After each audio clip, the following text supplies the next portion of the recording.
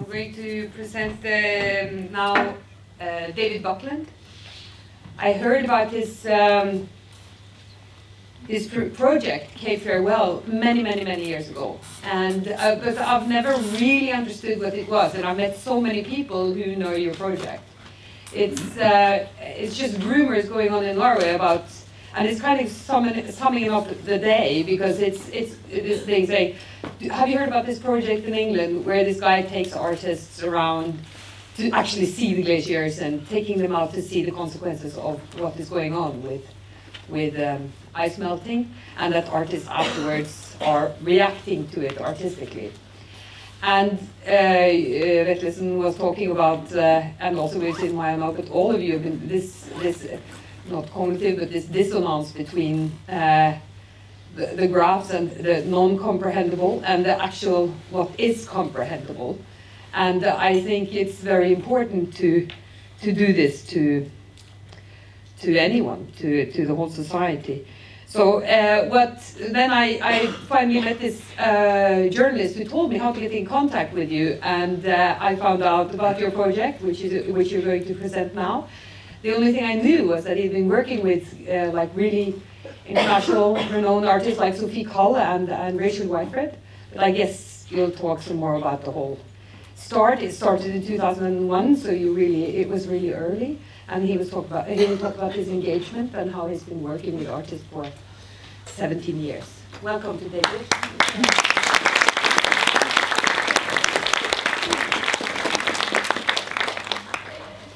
Hi. 2 minutes. I mean, just a small. Is this working? Yeah? Not yet. Yeah? I have to get Not yet. it. Oh, okay. Well, I'm going to talk loudly while just actually as an introduction while this is all being set up. I am an artist. I still am an artist. But in about 2001, just artistic curiosity took me to work with some climate scientists, oceanographers, and it was a really interesting artistic inquiry where I was just going, okay, you know, what is it? Why are they concerned? What is this whole world they're talking about? And what was extraordinary was that they were so frustrated. They knew then, 20 years ago, what we now commonly know about climate change. But what was extraordinary was that it was impossible for them to get it out into the media, into the public domain. So I thought, okay, maybe we can help from the artistic, creative community. We tell stories. We create stories that are very humanistic and very, if we're good, very accurate stories about being human. But what we do then is make sure they get out into the world. And that's part of our skill base. So I thought, well, okay, maybe we can partner with the climate scientists and find a way of taking this story and adapting it, or at least engaging with it. And I thought, well, I can't just do this on my own. This is far too big a challenge. What happens if I actually get some of my mates and my friends? So I corralled a sort of gang of artists to come with me and to be part of this project. And we kind of envisaged this idea that we would go up to the high Arctic and we would do it on a sailing boat. And it was a very beautiful activity.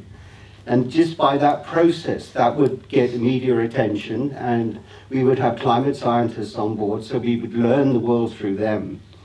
And, yeah, okay, so I can move now. So we would learn this world from them, but somehow the artists would absorb all this information and absorb this sense of place and find a way of creating new works. And first of all, the scientists thought, oh good, the artists are going to illustrate our science principles. But they soon realized when you have people like Anthony Gormley, Rachel Whitefred, and Sophie Kalle, they don't illustrate anything. They absorb everything. They just, like a sponge, they take everything in and then turn it around and make it into a human narrative. And that was what they tried to do and have done. So over the years, we've worked with 350 of the world's mostly, well, not the world's, we have worked with 350 really interesting artists, over 60 climate scientists, and we've produced an incredible body of work. And for me, it's been 20 years of the most extraordinary adventure. It wasn't planned. I thought we'd just do one expedition to the north. And I'm going to sort of tell that story in a way that obviously I can't talk about 350 artists. So I'm going to talk about a few that illustrate certain areas. But I also want to talk about the process. How an artist absorbs that information, starts struggling with the idea of their concept, their kind of germ of an idea that's way out there, and bring it in and fabricate it into a piece of art. So I will sort of talk and reference a few artists along the way, but also why we moved out of the Arctic and actually started working much closer to home. So that's the narrative. And before I move on, well, first of all, artists gravitate to the issues of their day. Historically, they have always done so. And that's why it's not surprising to find artists engaged with this dilemma or this excitement. So it wasn't difficult to get 350 artists to kind of go, you know, are you interested? Yes, we're interested. How do we engage? So that was a very easy proposal. And the picture, I did a journey 12 years ago, down the west coast of Greenland. And I was just with a cameraman, a camera guy, and me, and two Greenland hunters. And we were in tents, and we were with dogs. And it was a 2-week journey. And we were coming down the west, there was a reason for us doing it, I can't go into that now, but we were coming down the coast, we were camping, and it was minus 40 degrees at night. And we got hit by this humongous storm. And we were in tents, we burrowed down, we did everything in order to just survive. And it came to the time when the storm had passed, and the cameraman and I were in one tent, and the two the Greenland hunters were in another. And I just thought, you know what, I really don't care if I don't wake up. You know, I was so to the edge of living and not living by this activity. I'd never been in that place before. And I suddenly, part of me was cognating just how powerful nature is. And actually, if we get it wrong, just how powerful this force is that will be against us if we play against it. And it was like a very salient learning experience. Luckily, the two Greenlander hunters were much more skilled in surviving than we were. And they come and got us out, and they walked us around, and they got the body moving, and we continued. But we actually had to find the dogs. The dogs were buried under the snow. So it was an extraordinary experience, and it's always kept with me, and just kind of going, well, what it is to be human, and what it is for nature to exist, and it's a lovely kind of part. So off we back to the Arctic with a good group. This was when the Nordlicht was basically frozen in ice, and we landed in Longyearbyen, took snow scooters for about 7 hours, and came to this boat in the middle of a fjord, iced in this incredibly pristine, extraordinary environment. And that was the kind of playground or the canvas for the artists to work with. So on this trip, there's some there's a few scientists, Gormley's there, Rachel Whiteread, Alex Hartley, Dan and Heather Ackroyd, myself, Siobhan Davis. There's quite a lineup of really, quite impressive artists. But you can imagine, we would work all day and then get back on the boat and eat at night, and we were warm, and the conversation and the energy that week gave us was extraordinary.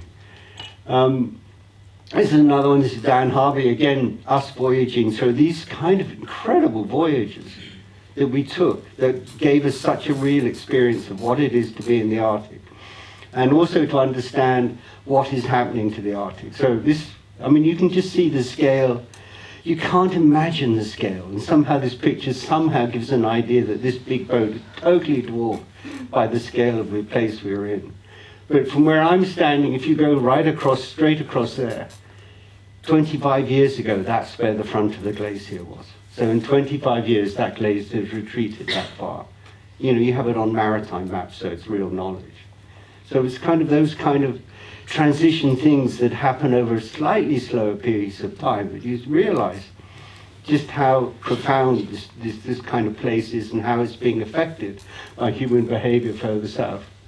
And that's one of the journeys we took in times. I think we did 8 expeditions to the high Arctic, but from Spitsbergen to Scoresby and then to Iceland. The 2 red dots are Argo floats, where we deployed Argo floats. I think the scientists didn't understand that. We deployed the most northerly, very clever piece of kit. You put an Argo float in the water, and it's programmed to sink, and it sinks all the way down to probably about 3 kilometers.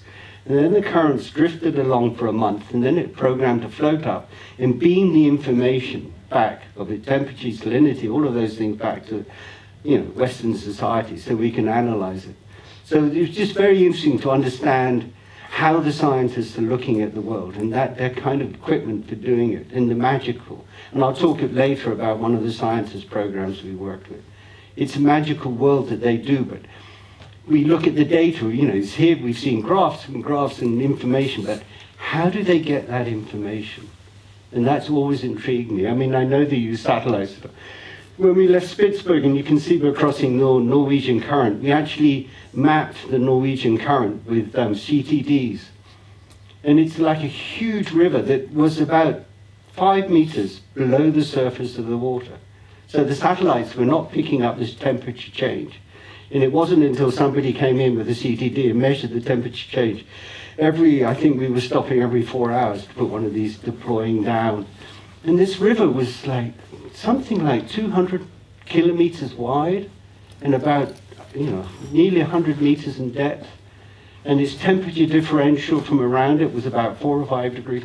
Huge amounts of energy. And you suddenly realize again the systems of the planet that govern us, which are very exciting. So I'm going to play you a little piece of film about 2 artists who land up there and are struggling with ideas, I think. No, oops, before I do that, sorry, last piece of science, I promise. The IPCC report, I don't know if anybody has heard of it. It's the biggest scientist peer-reviewed document ever produced. Something like 279 scientists from around the world worked for 4 years. They produced a document that was 1 million words in length. And it went through peer review, so they fought over the meaning for each of those words. The biggest document, and it's about climate change. And because I'm an artist, I can reduce that big document down to 2 lines. First of all, first possible scenario, if we really, really engage, we could probably keep the temperature down to 1.7 degrees centigrade. And if we, business as usual, you're +6. And I kind of, you kind of go, what does that mean? These are just small temperatures. But I always relate it back to your body. If your body temperature goes up 1.7 degrees, you kind of feel like you've got the flu a little bit. But if it goes up 6 degrees, you're probably nearly dead. So these temperatures are really, really important to us as human beings in our own bodies, but they're also very, very important to the planet. And that was, that's where the challenge that the scientists have given us. Oh, and this one, and I know we've talked about it before, this is mine, available budget $6 trillion. This is the amount that the oil, gas, and fracking industry, coal industry, expect to spend over the next 5 years looking for more oil and gas to exploit. And they already know that if we burn 20% of known reserves, we're already up to this figure. So why are we looking for more? It's like we know we can't burn it, otherwise we're going to fry the planet. But why is that? And then, $6 trillion are going to be invested in this process, which is, it's just madness. But that is the human dilemma that we're dealing with, and why we're doing it, But there is no lack of money, and I'll show you again later on. There's no lack of money to change the world around. It's just where and why we're doing it. It's just really bizarre. This was when we were up in 2008. This is a term used by bankers, discounting the future. And in 2008, up to 2008, they were romping ahead with a growing, incredibly fastly growing economy, and they just went, discount the future. It's not relevant to our argument. When we were up in the glaciers on the west coast of Greenland in 2008, the banking crash was happening. We didn't know about it. We were on a little boat with hardly any communication to the rest of the world. But that term, I was projecting that term on a glacier with a projector from the boat, and just one of the kind of projections I've done. And it's discounting the future. And you kind of go, look, you cannot, it's just so obvious you cannot discount the future. So again, another kind of disruption of what it is to be human, why the rational world is not working. 2 pieces of film. Now, I promise. I think mainly the reason I wanted to come was because of the whiteness of it all, actually. And it's very like a desert as well, which I didn't quite expect. The first moment I came out into it, I felt like an astronaut. You know, you feel like you've just landed on this place, and you feel like you shouldn't actually be here. You know, it's not a place for humans, really. You know, you know, I think it's such a hostile environment, and if you're not careful, the cold will just take your life force within seconds.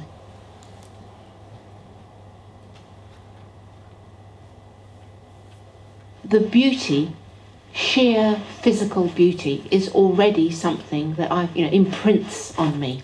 It's a skin over something far more ferocious. I sense a cold. I sense a vulnerability. I feel myself as something hot and bloody. My body, if it was harmed, the flesh would bleed. So I find my warmth, the little bit of warmth that I have, I need to protect. I would ask people to understand the idea of protection, of care.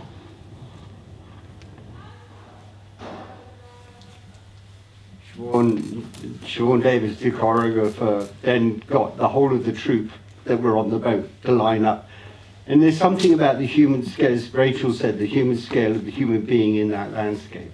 I mean, we really shouldn't be there. It's that kind of feeling. But we did these long walking dances across the landscape, some close, some far, some further.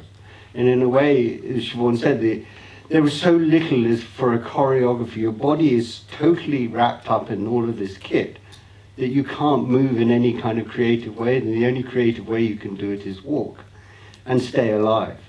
You know, if we were, you know, if you broke an arm or a leg in that situation and were stationary, the cold would get you within a half an hour. So you have to keep moving as a body. And I think what Siobhan's saying is, if you have that sense of care about yourself, why can't we have the same care about the planet that we live on? Anyway, these beautiful, it's somehow, why does this image work? You know, why is this important? It has no logic, but it's so beautiful. It's also the most famous dance troupe ever created. So there's Rachel Whiteread and Anthony Gormley, Ian McEwen. It's quite a good dance troupe. When Siobhan came back, she was very interested in this idea of endangered species, and this piece is called Endangered Species. You know, when you go to a museum and you get the vitrine, and inside will be a stuffed bird, and you kind of look at this bird and it's no longer in existence. It's dead, you know, it's expended, you know, half the living organisms on this planet are disappearing. So what she did was to create in the vitrine a little kind of 4D video of this dancer, and the dancer is only a little kind of creature, and she works in free space. And she starts off with this kind of poles attached to her and does this very beautiful little dance.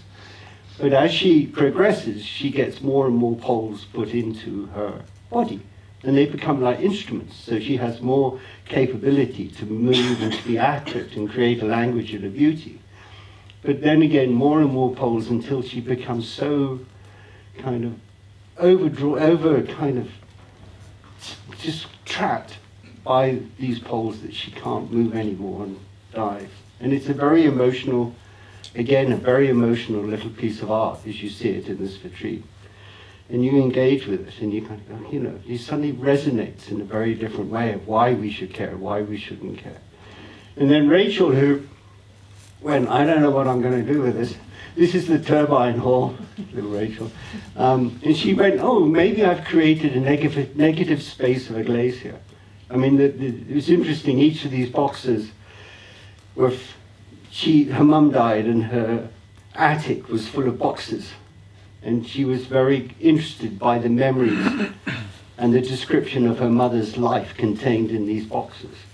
So this whole piece, in a sense, is about memory, but it's also a huge reference to her time up in the Arctic. And you never guess who did this piece.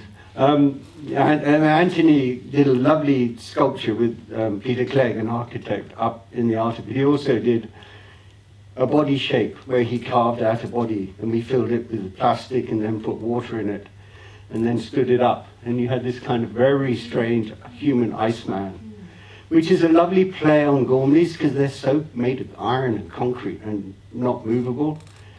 And this ice thing just stood there, and you knew when the sea melted, then everything would just go. You know, this really, what would be an expensive sculpture would just disappear and go back into water. And it was a lovely metaphor. What we did when we left, the boat was left on its own and the sculpture was left on its own. And one morning, there were 2 people left on the boat, the first mate. She woke up and a polar bear was sitting looking at this thing and sat and looked at it for about 20 minutes and then just gave up and walked on.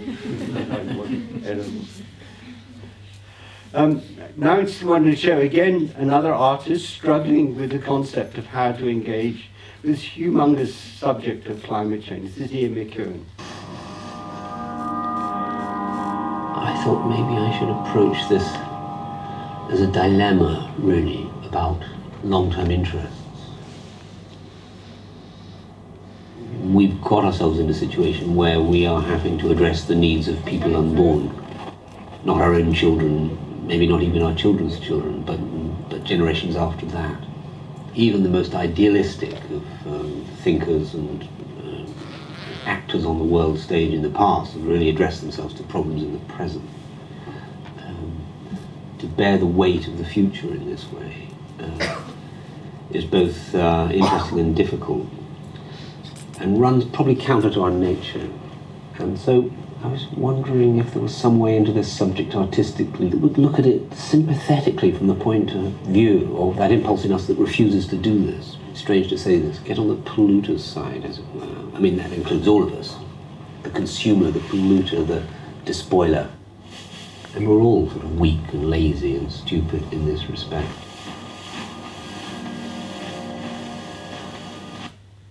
I mean, I think what Ian identified very cleverly is just how difficult it is for politicians to engage and turn the world around. You know, politicians only deal with present.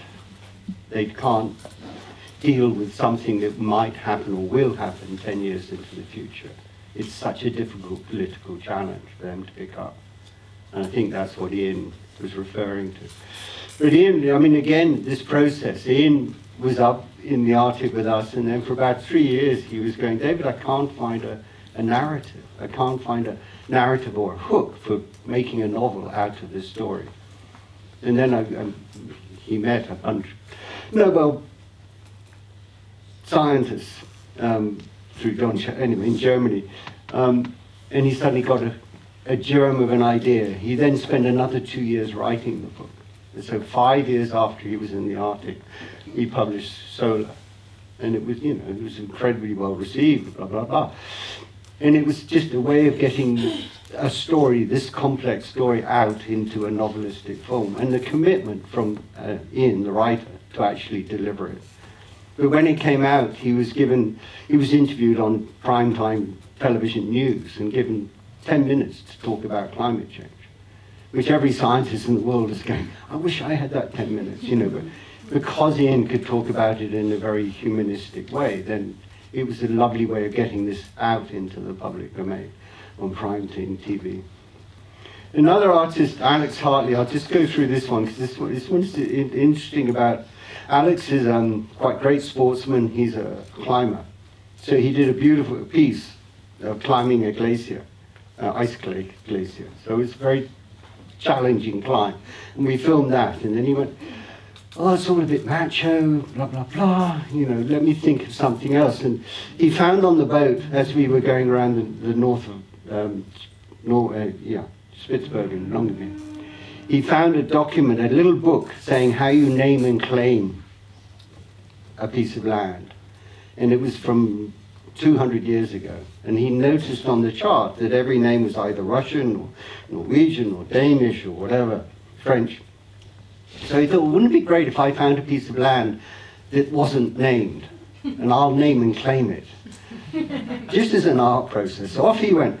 And he spent hours sitting on the front of the boat looking for this. And we figured out that actually the glaciers were so far in retreat that if we actually looked at where a glacier was retreating, it's quite likely that maybe it leaves an island behind. So after about 7 days of searching, we came across this island. This island, the glacier behind it had retreated from pretty much there to there in 25 years, leaving this moraine of an island. And there are rules about naming and claiming. You have to invade it, and you have to conquer it, and you have to build a cairn with a tin. You have to do the whole work. So Alex did all of this stuff, and we recorded it, and we filmed it, and he got into climbing it. I mean, he's about, 8 meters high. It's not. We made it look good. Anyway, he then went back to the Norwegian authorities and said, I want to name and claim this island. Well, this caused a furore, and I think it actually went all the way up to government, into Parliament. And eventually, through loads of legal letters, lawyers, blah, blah, blah, he was allowed to name and claim his island, which was the artwork. And it's his kind of us going, what is this about name and claim? But then if you then reference it to what's happening in the North Pole right now, there is such a battle going on between the 8 countries who think they have rights to the North Pole to grab a bit of it, name it, claim it, and own it. So all of this kind of bits, some Russian, some Danish, some Norwegian, some, Canadian, American. And it's like, what is it about human activity that needs us to do that? And they only want to do it because they think there might be oil up there. So although Alex is a very playful artwork, it is actually very serious in terms of its referencing. And I just love the fact that an artist can do that and live by that kind of activity. At the same time, you saw it with the Ian McEwan little voiceover.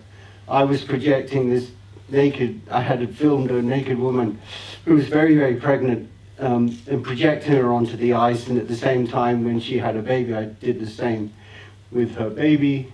And again, they were incredibly beautiful, salient images. But then I did a 3D scan of a woman at the same time that she became a sculpture. But it was put up against an Obama quote. And Obama came and went, you can read it, we're the first generation to witness climate change and the last generation to be able to do anything about it. That's the time frame we're dealing with. And obviously, that woman's child, when it grows into the world, that's when we have to deal with it. That's the time frame we have to deal with. And I think, again, it's another piece of art that kind of takes the complexity of what we're hearing from the scientists and goes, wait a minute, there's another way of looking and thinking about this story. This is, now, I've talked about artists and sculptors, and I'll talk about musicians in a minute. This is a poet, and it's Lemsisi, and it's a little 3-minute poetry that actually I think is quite extraordinary. And it was made under a Darwin kind of, anyway.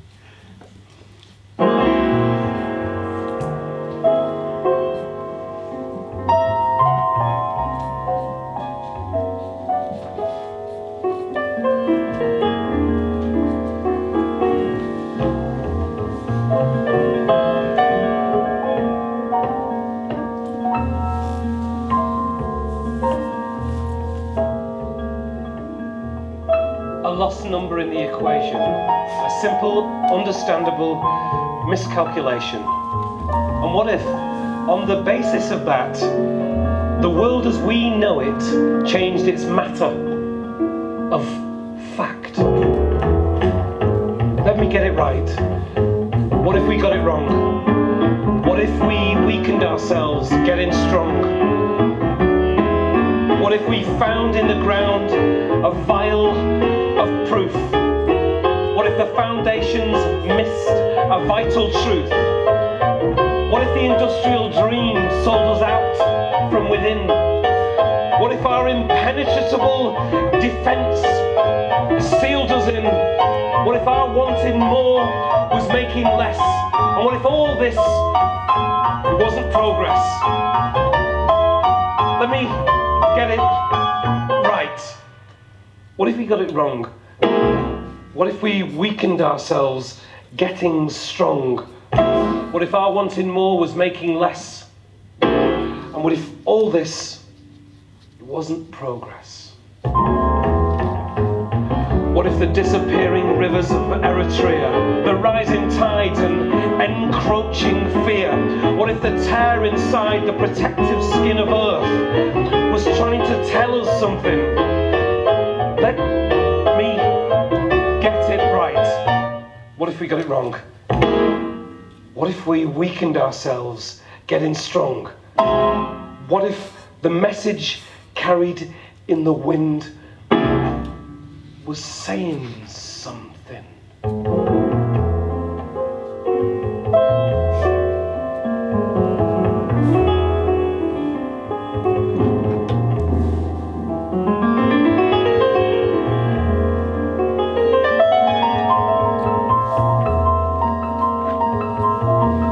Butterfly wings to the hurricane, it's the small things that make great change, and the question towards the end of the lease is no longer the origin, but the end of species. Let me get it right. What if we got it wrong? What if the message carried in the wind was saying something? One of them. That's great. I love that poem. But it sort of indicates that actually, I'll talk about it later, but this notion of a cultural shift is that humanity changes at times very quickly, almost on a cultural basis, not rationally.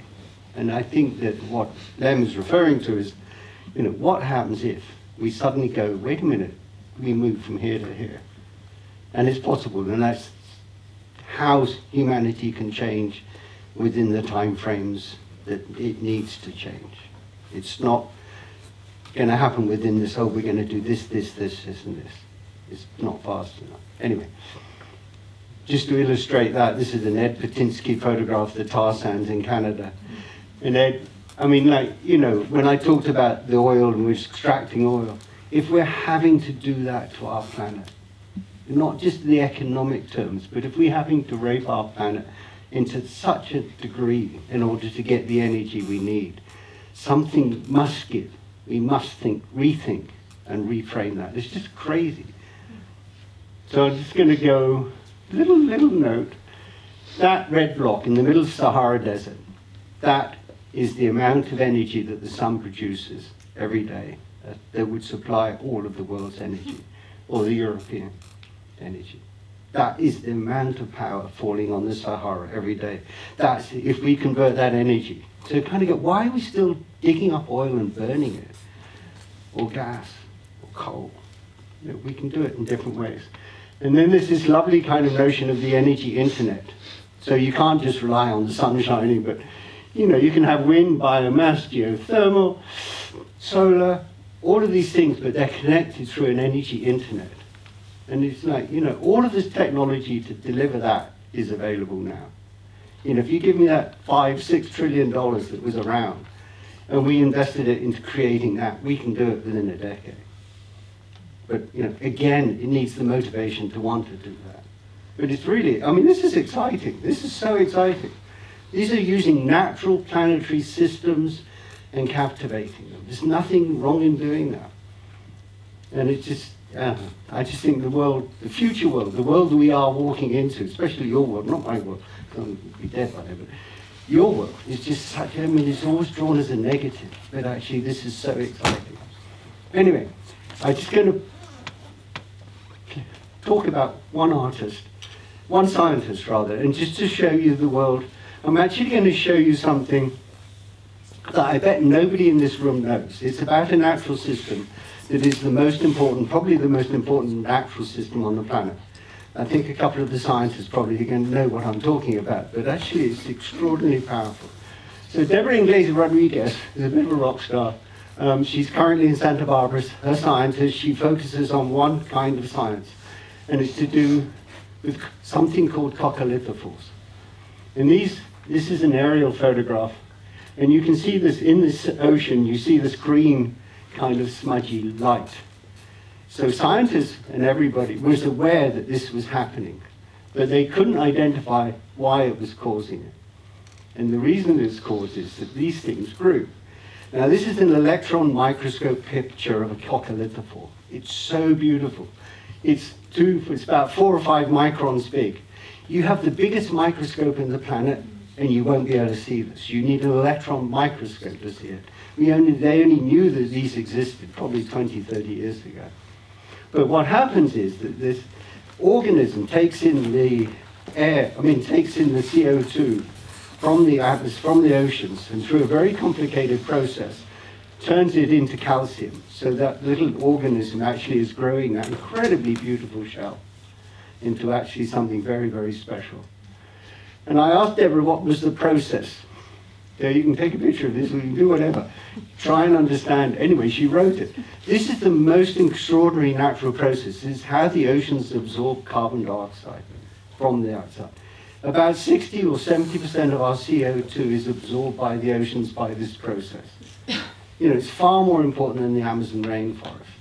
What is happening is it's making the oceans more acidic, which is where Deborah's research goes on, but it's quite a complicated process. I thought it would be easy, but it's quite difficult to understand.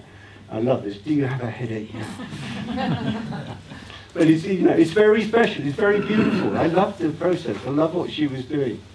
And what happens is, when the coccolithophore, eventually all these organisms die, they actually make chalk cliffs. So every chalk cliff you ever see is just dead coccolithophores. And I think it's about 5 centimeters of a chalk cliff takes 10,000 years.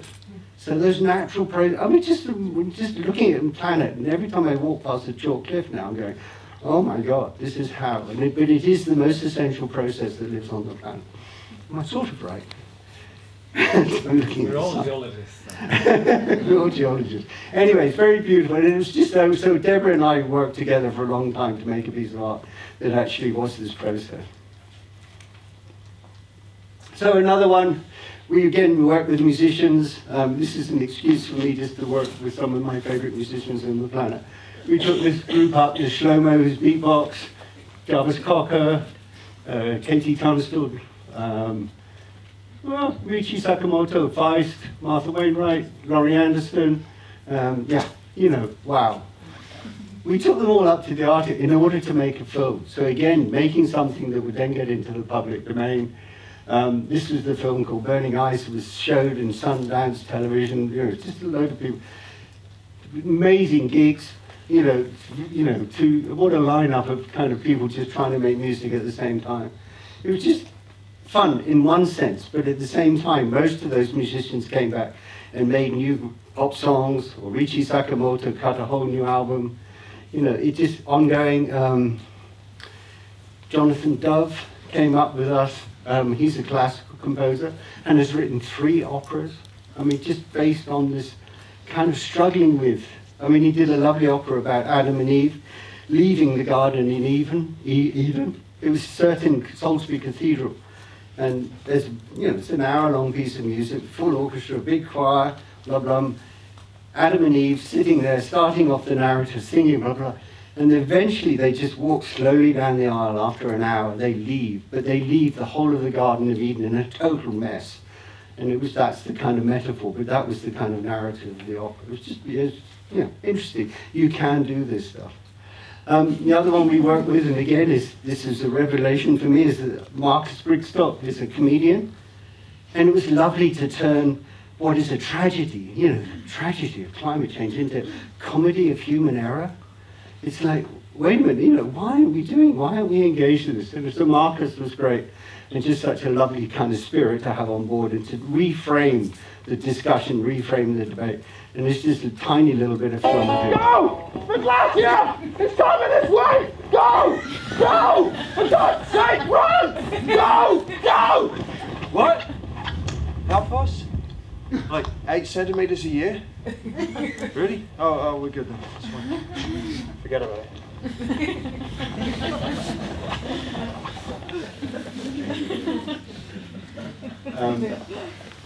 I don't know how many of you would know Canadian history. I think we've got some Canadians in there. David Suzuki is a really honourable scientist, very green, very, very powerful voice in Canada, and we actually constructed a trial. He wrote a manifesto which sort of said, I will overthrow the government.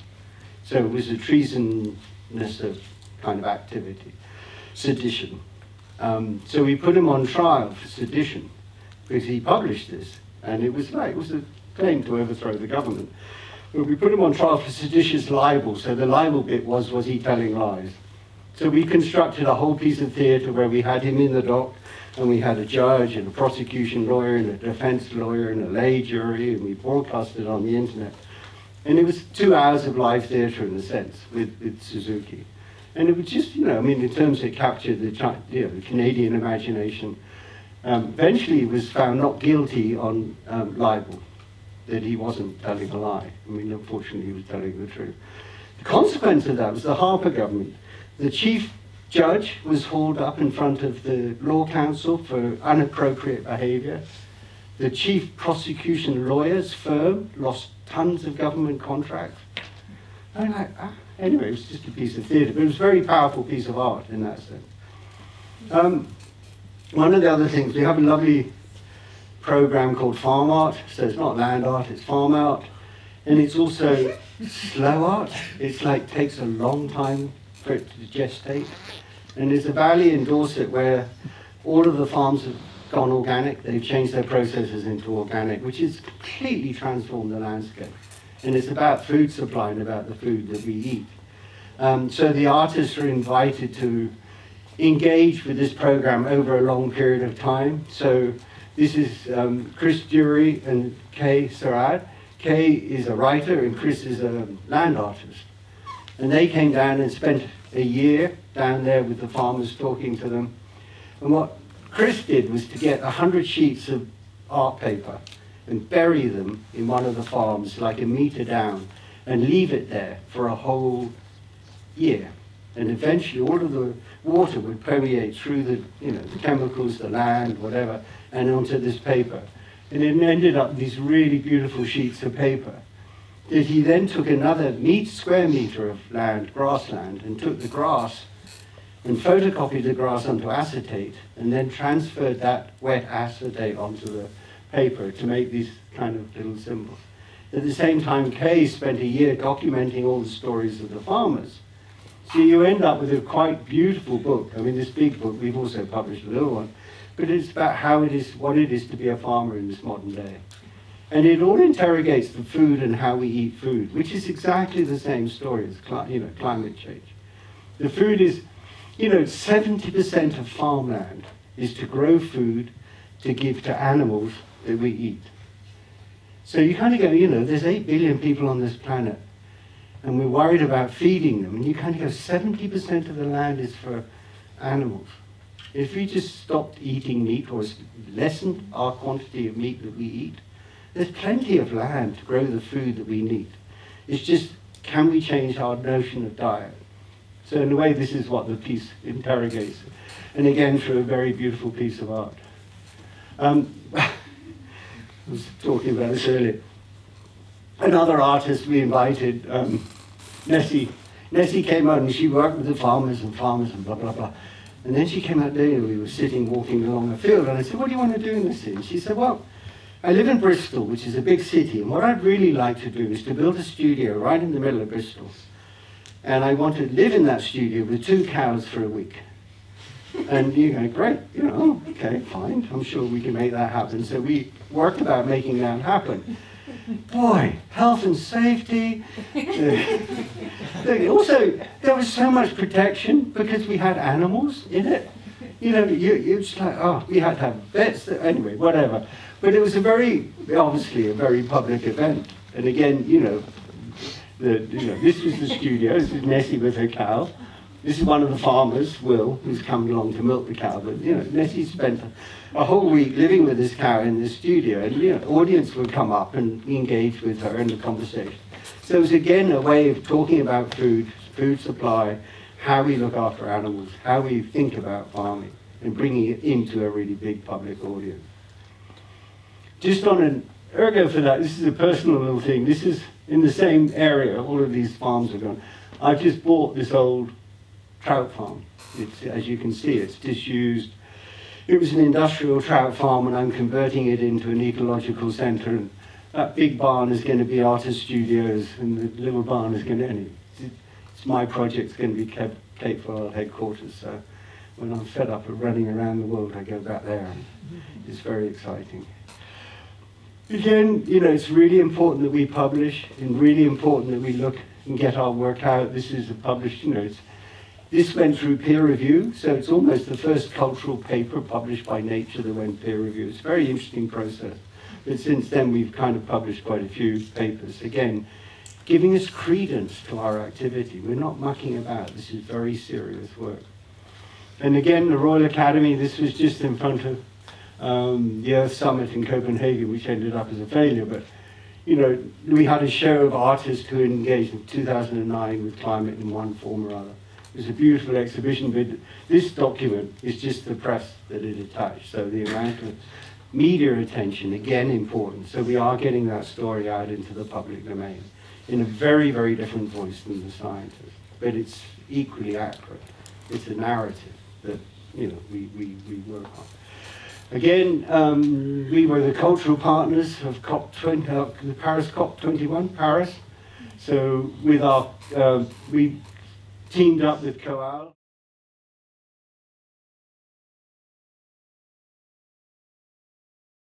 The idea is you build these pods, and there are only 5 in the end, but 6 in this diagram, and you enter them, and each pod has the air of a city. So the cities were, it was Trondheim, because that's where it started off, so lovely, pure Norwegian air. You go in, oh, this is nice, this is great, but then you walk into London, and it's like, whatever. You go to Beijing, or you go to New Delhi, each of the pods, and we scientifically mapped the air in each of the pods, and you physically walk through. People were almost sick by the time they got out. They said, how can, you know, but you look at New Delhi, there's 20 million plus people living in that air. And it's a way of kind of making it experiential knowledge. And it's also a way about art. Audiences now want to be part of the artwork, not just kind of visual it from the outside. So it's a lovely piece. So in the way, these are the domes in Somerset House. Big success, very extraordinary existence as you walk from one pod to the other. It's quite shocking.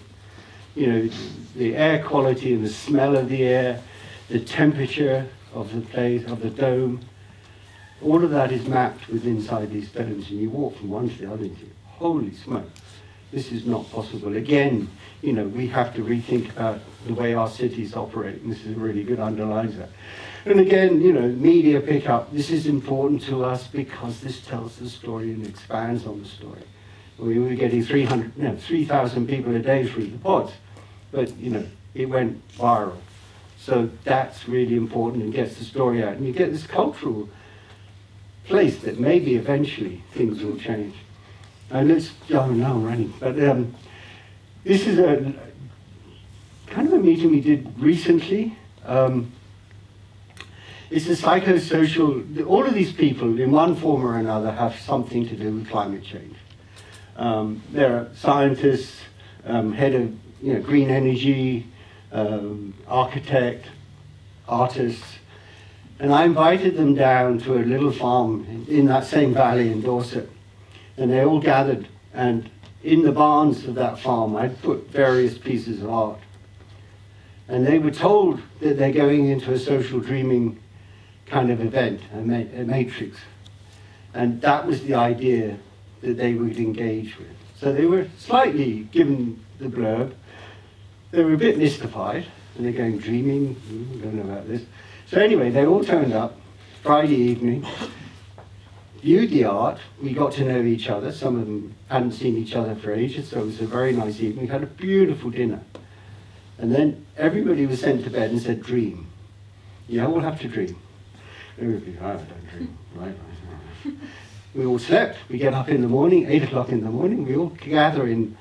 And this is a psychosocial practice. It's a really very clever, very informed, very well thought through piece of social psychological science that's mapped. Wendy's here in the room, who was one of the people who mapped it. You sit in this cluster. It's kind of, they call it a snowflake. So you don't have any direct eyeball with anybody else.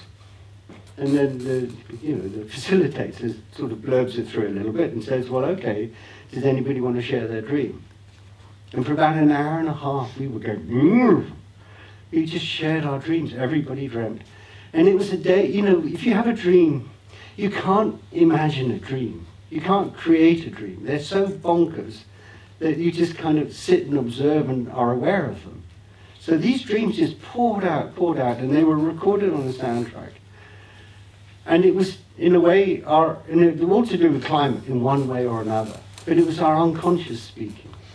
And it's really, truly fascinating. What Wendy and then Julia did was to take the data from the soundtrack and then over the next 6 months, through their skill, kind of unpick it and find a way through so that you can have not a person's kind of personal unconscious memory, but a society group. So you can point how a society's unconscious is thinking about something as complicated as climate change.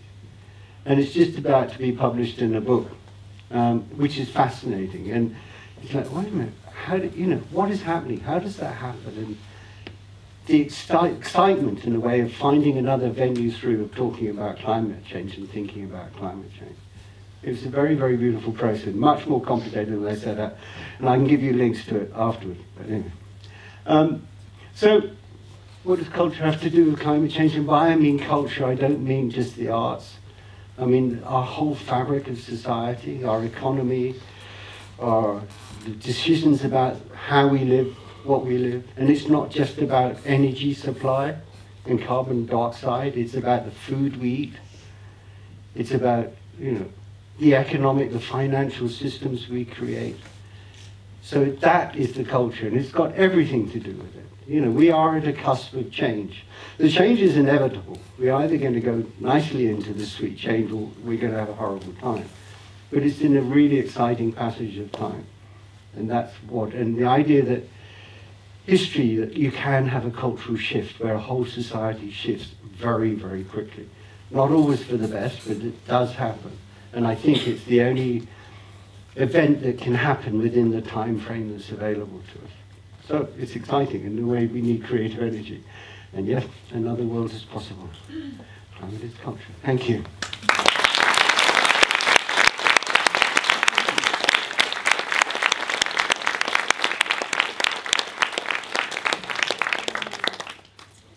Actually, tonight is going to be the opening of the autumn exhibition, Höstutställningen, so the house really doesn't want to keep us here for long.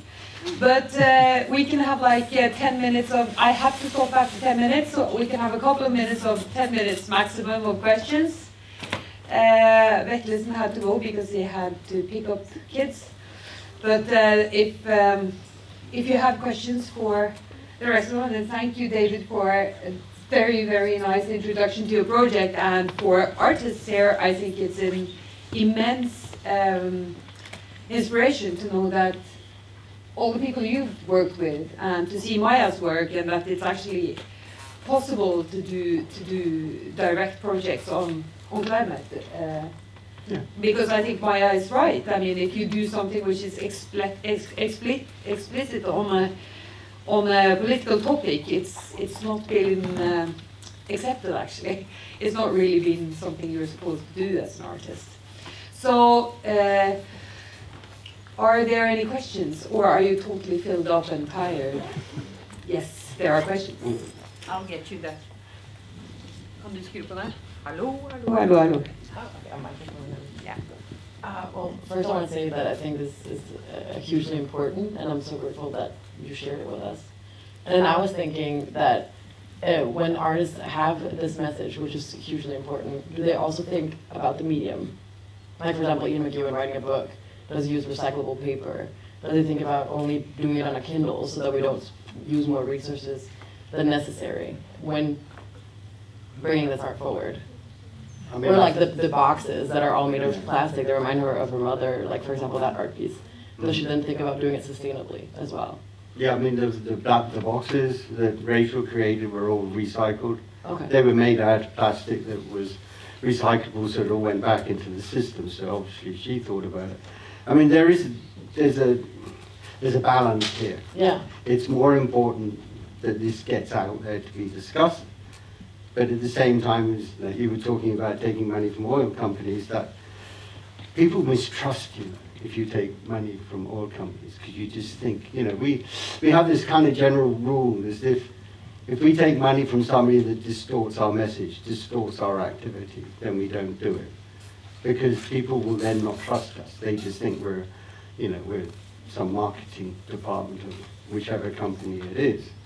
So that it partly is also the question you're asking.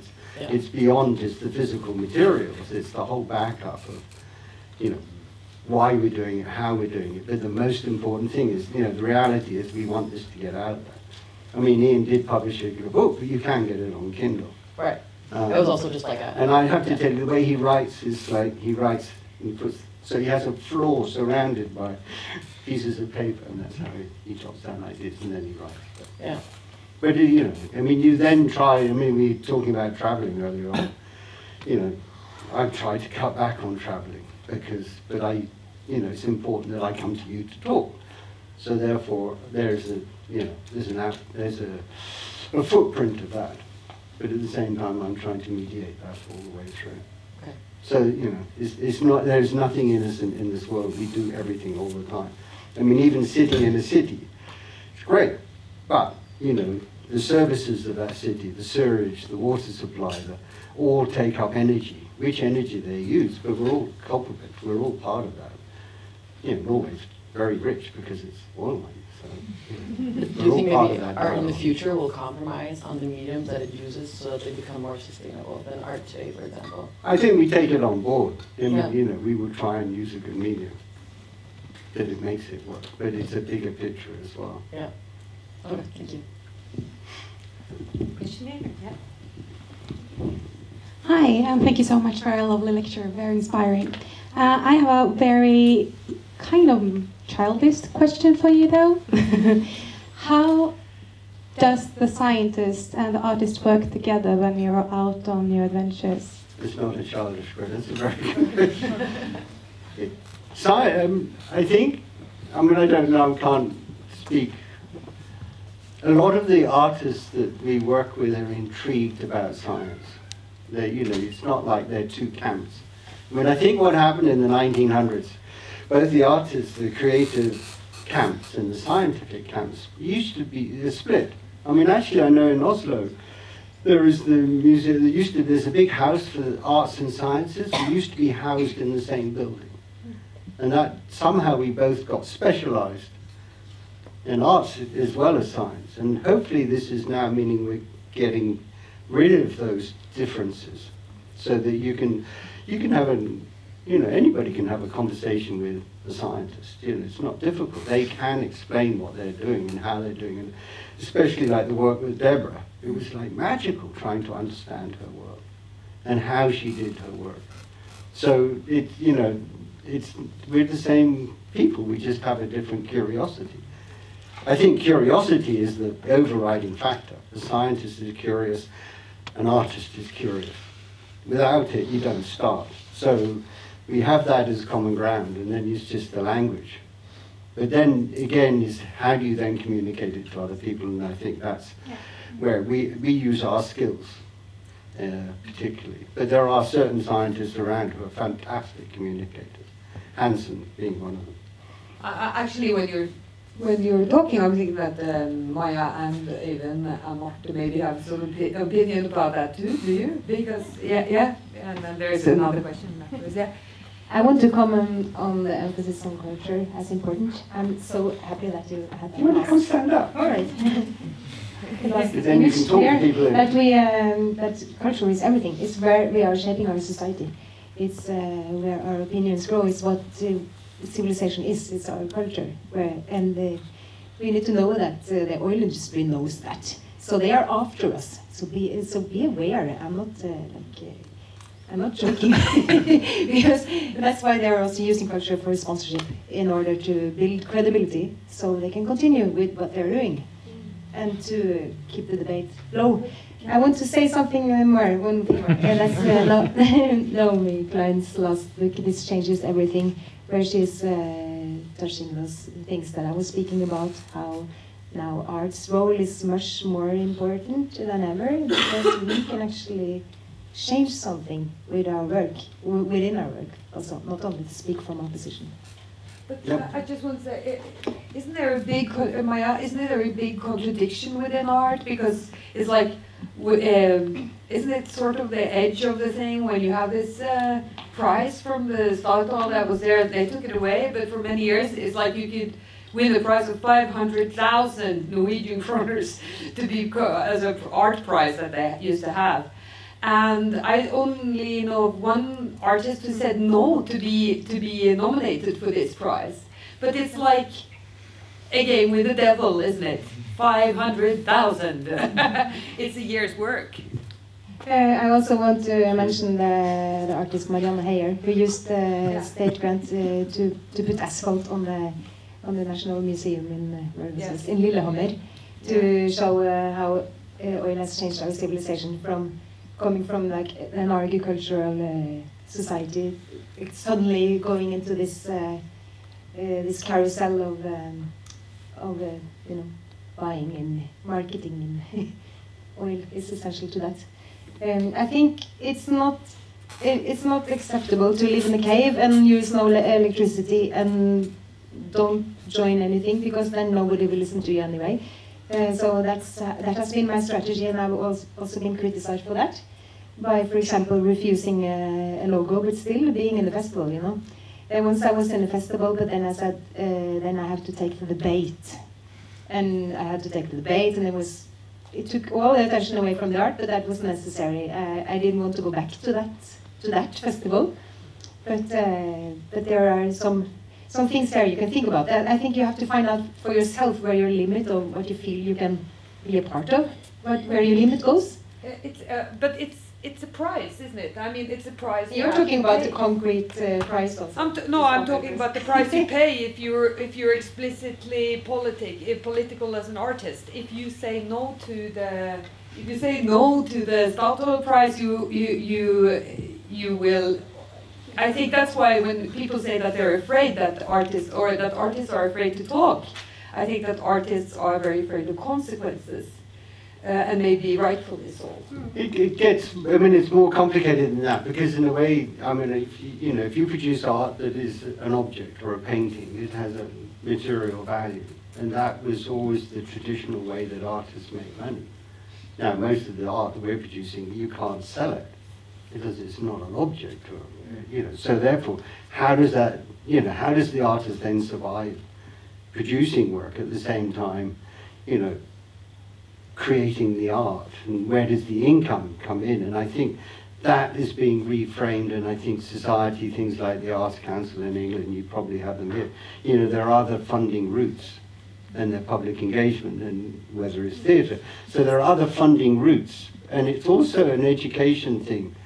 Because when you're taught about art practice, you usually do it on what's come before, but this is something new. I mean, the Cape Farewell Archive is being taken by the Nevada Museum of Art. So there's an appetite for this crazy kind of art, and maybe history will judge that it's a whole art movement or not, but it is something happening, and therefore it's legitimate practice and exciting at the same time, but it is something new. Anyway. Something like that. But I think in the way music is, you have a live audience and a live creation. And I think there's a direct reference to that people will buy a ticket to come and listen to a great piece of music, and therefore it's a much easier interaction. But I'm sure it's not hard. No, it's not hard. It's so difficult. I mean, it's not an easy life being an artist. It's very easy life to be a scientist. Much easier life being a scientist. To some extent, I think that some of the same issues pertain to climate scientists. If you receive money from academia or whatever, you have to ask yourself, whether you think that's a good thing or not. But in terms of getting, I mean, this might come as a surprise to you, but or maybe not. But collaborations between climate scientists and artists are very popular, actually. And especially in the US, you often pioneer stuff, and they've done this too. Obviously, you pioneered it too with the with your work. But so, you know, in several of our projects now, we have, you know, artists on board, and we're not entirely sure how to go about it. And there's also these expectations, right? If you get money from the Norwegian Research Council, for instance, you have to show for something. And in our world, the currency is publications, right? This is something in between. Can be a publication, as your paper in Nature was, but it can also be something else. So it's also about developing sort of the criteria for what such a collaboration should actually lead to, if anything. But you know, at the end of the day, it's quoting Spinoza: not to cry, not to laugh, not to become indignant, but to understand. I think that's something that both artists and scientists share. Well, we're gonna sum up and finish, but I think that it was in the beginning when it started, it became sort of, it was a difficult way of, like when 10 years ago to end where I started. The meeting with Cicero was like seeing these hands trying to reach each other with no result. It was like, you know, desperate artists and scientists, and you felt that nothing happened.